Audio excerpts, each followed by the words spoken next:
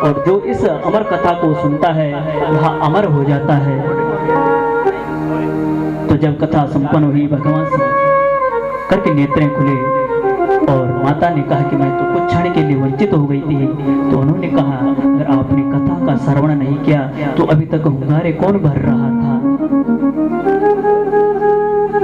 यहाँ कोई न कोई जरूर होगा जो हमारी कथा को चुरा रहा है।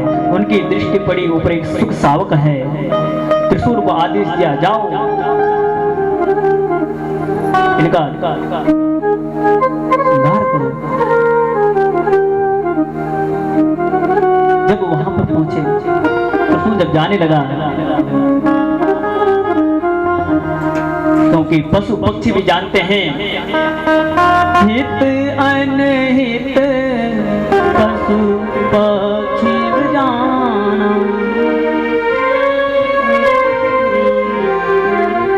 हित अनहित पशु पक्षी जाना। हित अनहित पशु पक्षी जाना। हित अनहित पशु पक्षी जाना। हित अनहित पशु पक्षी जाना। मानुष तन गुण ज्ञान निधाना। मानुष तन गुण ज्ञान निधाना। मुनि गण निकट बेहद टिक जाई। मुनि गण निकट बेहद टिक जाई। पादक बदक बिनु की पराई। पादक बदक बिनु की पराई। क्योंकि हित और अनहित पशु पक्षी भी जानते हैं, भले वो बोल ना पाते हो परंतु इतनी समझ उनमें भी है कि कौन हमें मारने के लिए आ रहा है और कौन हमें। जब कोई बाधक बधिक को देखते हैं तो वहां से उड़ जाते हैं। और मुनि गण निकट बिहद मृग जाई। मुनि गण निकट बिहद मृग जाई। और जब किसी संत को देखते हैं तो उनके पास दौड़े दौड़े चले जाते हैं। तो महाभारत के अनुसार वो सुख सावक वेद व्यास जी की वृत्ति का जमाई ले रही थी और जमाई लेते हुए उनके मुख में चला गया और उनके गर्भ में प्रवेश कर गया। और जब गर्भ में प्रवेश किया तो उनका कुछ नहीं कर पाए। भगवान शंकर आए, वेद व्यास जी ने कहा कि जरा ध्यान लगाओ, ये सुख सावक कौन है। ये सुख सावक राधा कृष्ण का क्रीड़ा सुख है। उनको श्राप मिला था, जाओ तुम मृत्यु लोक में जन्म लोगे, 12 वर्ष तक माँ के गर्भ में रहोगे और तत्पश्चात दिगंबर अवस्था में जाकर सभी को श्रीमद् भागवत का प्रवचन करवाकर धन्य करोगे। आज उनके गर्भ में है, 12 वर्ष मैं माँ के गर्भ में रहा। वेद व्यास जी ने कहा कि बेटा अब तू बाहर आओ। कहने लगे कि पिताजी मैं बाहर नहीं आऊंगा। कहने लगे कि क्यों? कहने लगे मुझे माया घेर लेगी, क्योंकि भूमि परत भावर पानी। भूमि परत भावर पानी। भूमि परत भावर पानी। भूमि परत भावर पानी। भूमि परत भावर पानी। भूमि परत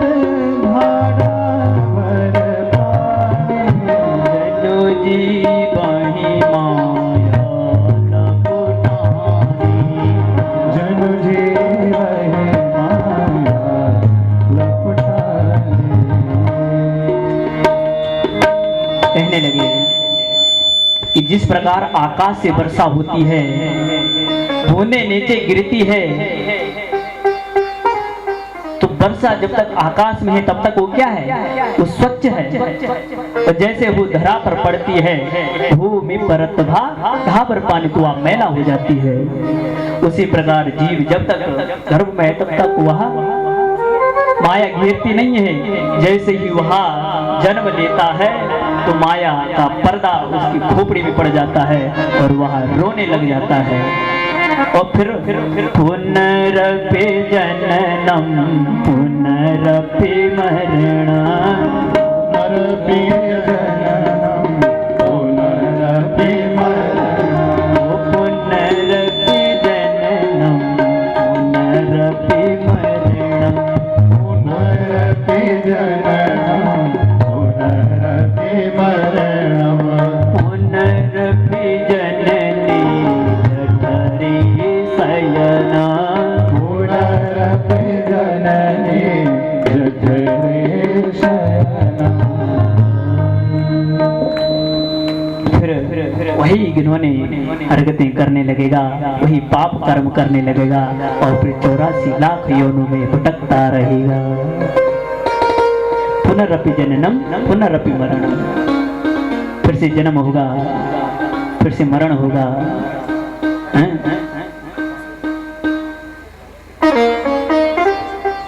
उन्होंने उनको आशीर्वाद दिया कि माया तुम्हें नहीं घेरेगी। सुखदेव जी का जन्म हुआ, जंगल की ओर जाने लगे।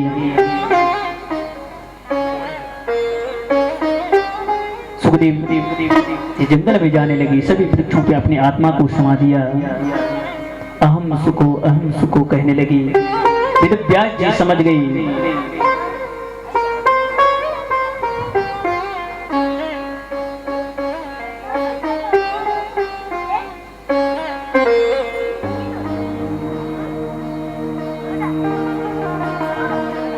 कहने लगे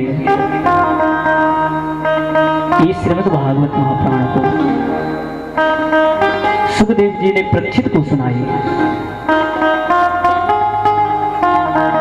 तो कहने लगे सूत जी कि हमें यहाँ प्रश्न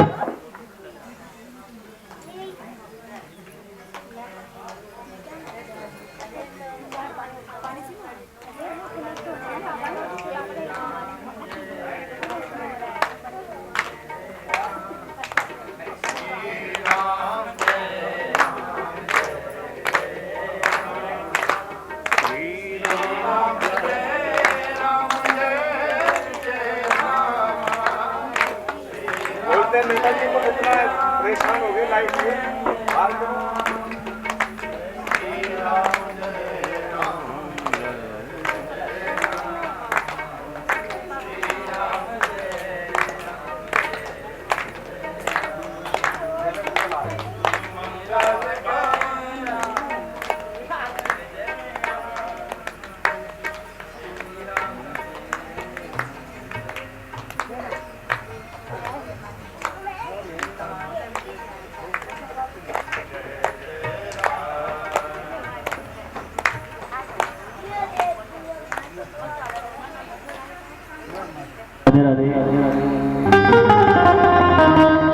सिर्फ इतना ही होगा।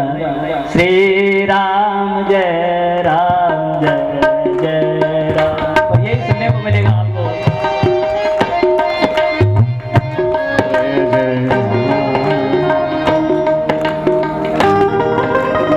राम राम रटते रहो, जब लग घट में प्राण, अंत काल पछताएगा जब निकल जाएंगे प्राण। श्री राम जय जय राम, श्री राम जय जय राम, श्री राम जय जय राम, राम जय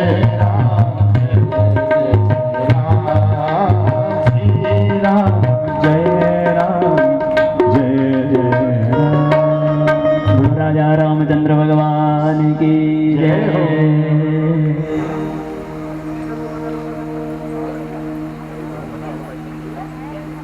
कहने लगे कि हमने सुना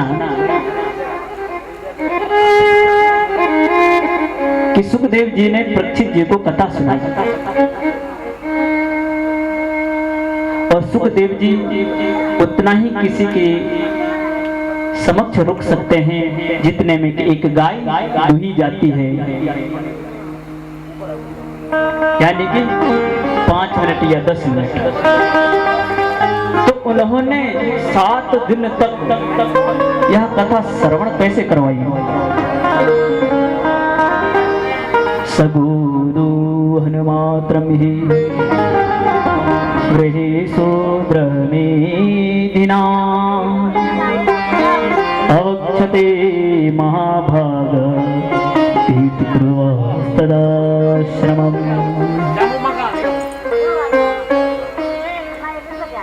और उन्होंने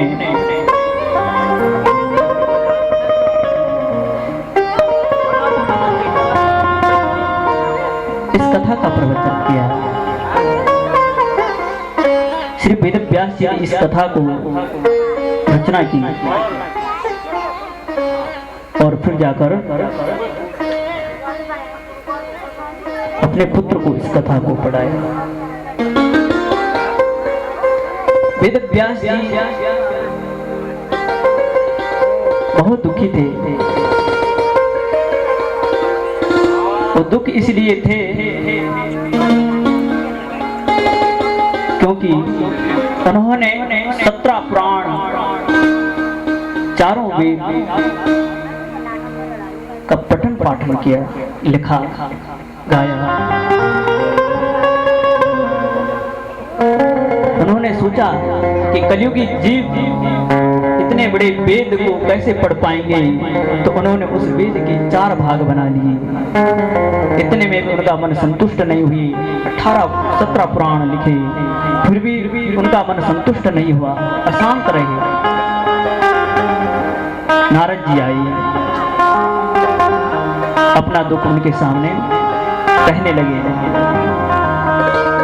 कि मैंने इतने सब कुछ करने के बावजूद भी मेरा मन संतुष्ट नहीं है। तो नारद जी ने कहा कि आपने भगवान श्री कृष्ण के मंगलमय चरित्र का गुणगान नहीं किया है, और जिस ग्रंथ में भगवान श्री कृष्ण का मंगलमय चरित्र ना हो वह निष्फल है। आप श्रीमद् भागवत महापुराण का, तो उन्होंने उनको 34 श्लोकी श्रीमद् भागवत महापुराण सुनाई।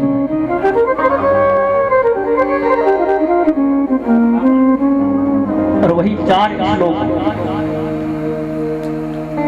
उन्होंने 18,000 श्लोक लिखे, और वही 18,000 श्लोक यह श्रीमद् भागवत महापुराण है।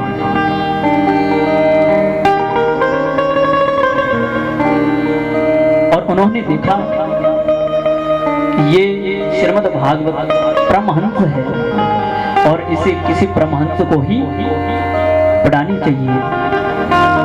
उन्होंने देखा कि इसका अधिकारी कौन होगा। उनको अपने पुत्र का ध्यान आया जो जंगल में चले गए थे।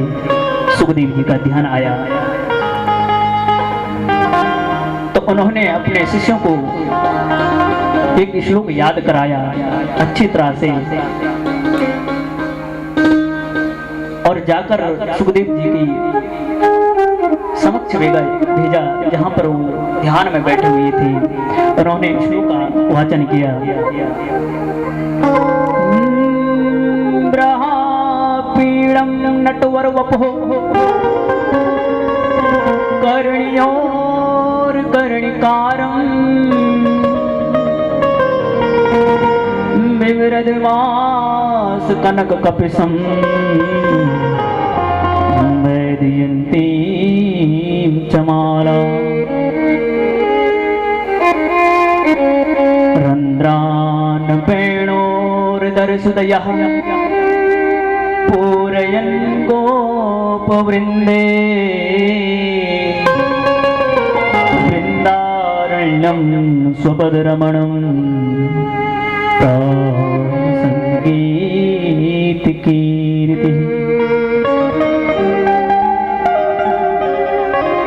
जब सुखदेव जी ने ये श्लोकों का सुना तो उनके मन में श्रद्धा उत्पन्न हुई। कहने लगे और श्लोक सुनाओ। कहने लगे महाराज गुरुजी ने हमें एक ही श्लोक याद करवाया,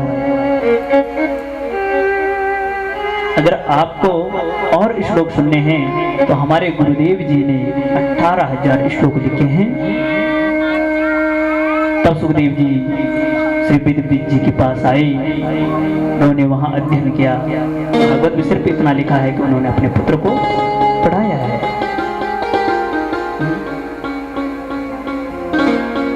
और वही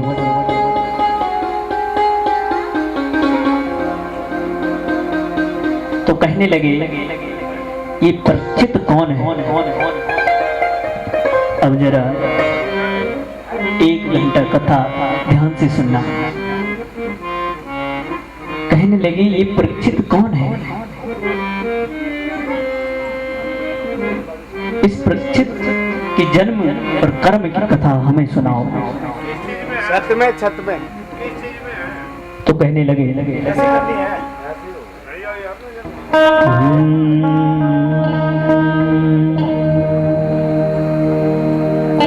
यदा हृदय कौरव श्रीयाना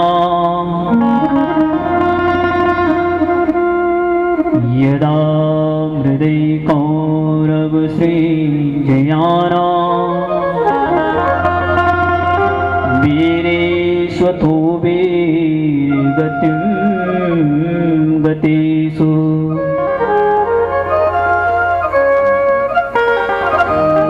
मृकोदरा वेद्य गदा विमर्श भग्नोर्दण्डे धृतराष्ट्रपुत्र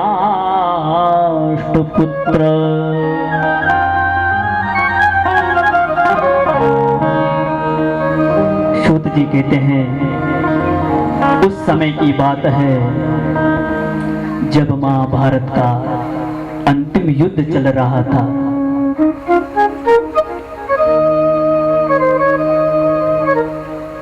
अंतिम युद्ध चल रहा था।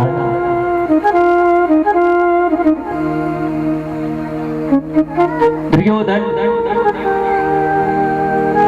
की जंगा को भीष्म दादा ने तोड़ दी थी और वहां पड़ा पड़ा कहरा रहा था। वहां पर कोई भी नहीं था। खून से लथपथ भरी हुई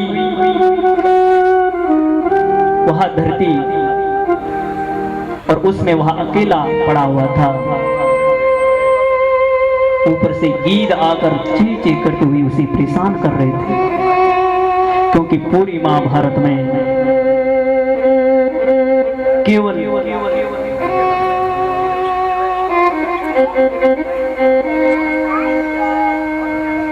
नौ लोग ही सी सच्चे थे। 5 पांडव, श्री कृष्ण, अश्वत्थामा, कृपाचार्य,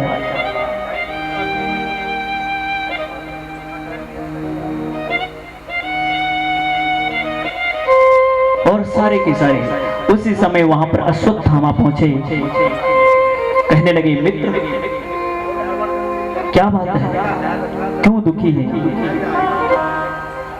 अब पूछ रहे हैं कि जब उनके हाथ पांव काम नहीं कर रहे हैं कि क्या बात है, क्यों दुखी हो। उन्होंने कहा, दुर्योधन ने कहा, भैया मैं इस बात से दुखी हूं, हम 100 भाई थे और पांडव 5 भाई थे। हमारे सारे भाई मर गए हैं, 99 के 99 खत्म हो गए हैं। अब मैं भी रहा हूं और मैं भी जाने वाला हूं, परंतु ये 5 पांडवों में से एक भी नहीं मरा। अगर एक भी मर जाता तो मैं सुखपूर्वक अपना प्राण त्याग देता। अश्वत्थामा कहने लगे मित्र इसमें भी आपकी ही गलती है, क्योंकि तुमने कभी भी मुझे सेनापति नहीं बनाया। कभी तुमने शल्य को सेनापति बनाया, कभी कर्ण को सेनापति बनाया। परंतु तुमने कभी भीष्म दादा को सेनापति बनाया, परंतु मुझे तुमने कभी भी सेनापति नहीं बनाया। अगर मुझे सेनापति बना देते तो मैं एक को क्या 5 को मार कर लेके आता। दुर्योधन कहने लगा, अरे 5 की बात छोड़ो, अगर तुम एक को भी अगर मार कर लेके आते तो मैं अपना प्राण सुखपूर्वक त्याग देता हूं।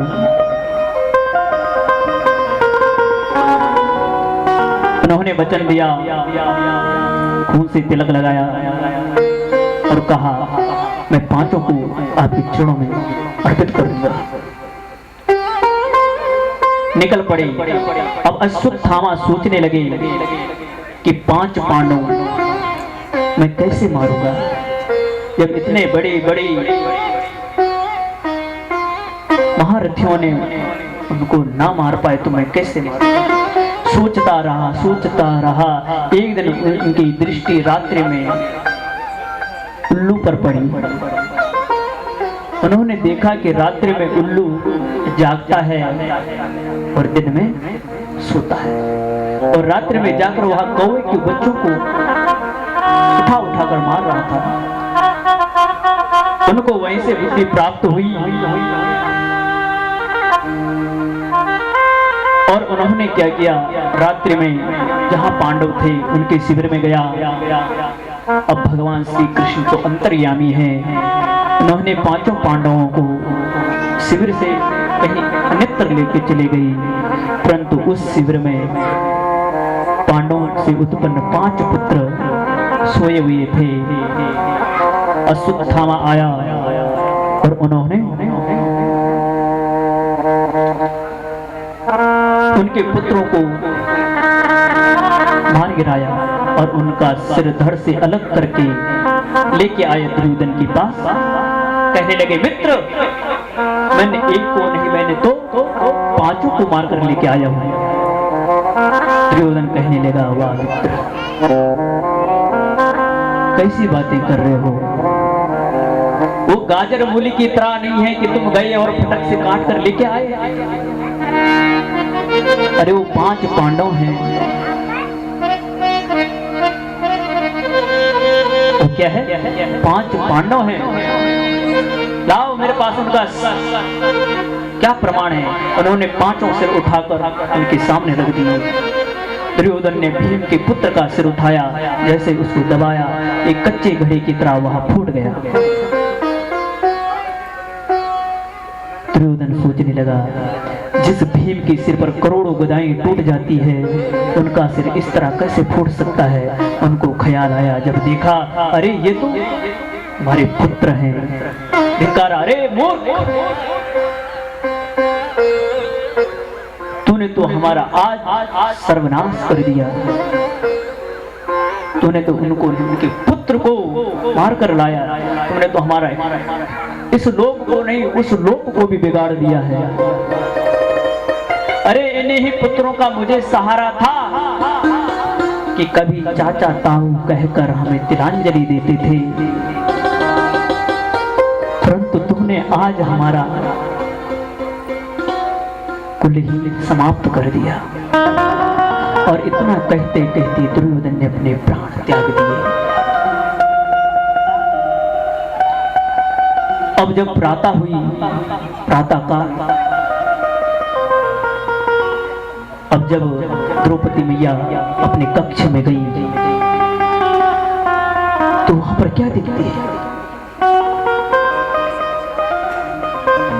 अपने 5 पुत्रों को घर से अलग देखती हुई मरे पड़े हुए हैं और बिलक बिलक कर रोने लगी कि मेरे पुत्रों को इस प्रकार किसने मारा है।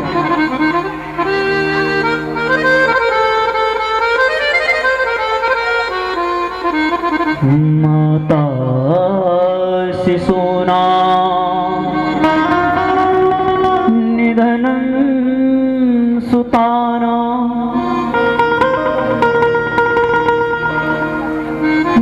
निसम्य घूरा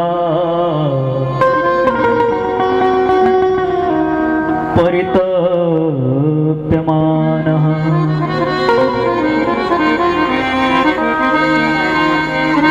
तदा रुदध्वा सुकलाकुलाक्षी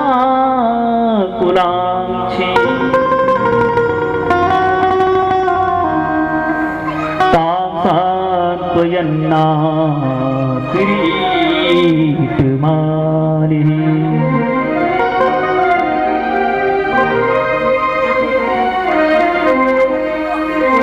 कहने लगी मेरे पुत्रों को, रोने लगी। माता शिशूनां निधनं सुतानां निसम्य घोरं परितप्यमानः तदा रुदध्वा स्फुटलाकुलाक्षी तां सान्त्वयन्नाः किरीटमालिः। रोने लगी मेरे पुत्रों को किसने इस प्रकार मारा, क्या बिगाड़ा था मेरे इन पुत्रों ने उनको। एक छोटे छोटे नन्हे नन्हे जिनकी अभी मूछें तक भी नहीं आई थी, इस प्रकार रोती रही। अर्जुन ने सांत्वना दी और कहा कि जिस आतताई ने तुम्हारे पुत्रों को मारा है, आज सूर्य अस्त होते हुए मैं आपके चरणों में उसे लेकर आऊंगा। जब परण किया, आतताई आग लगाने वाला, जहर देने वाला, गलत तरीके से अस्त्र शस्त्र को धारण करने वाला, किसी को धन स्त्री को छीनने वाला, किसी के पुत्रों को मारने वाला, इस प्रकार की ये आतताई कहे गए हैं। किसी खेत स्त्री को छीनने वाला,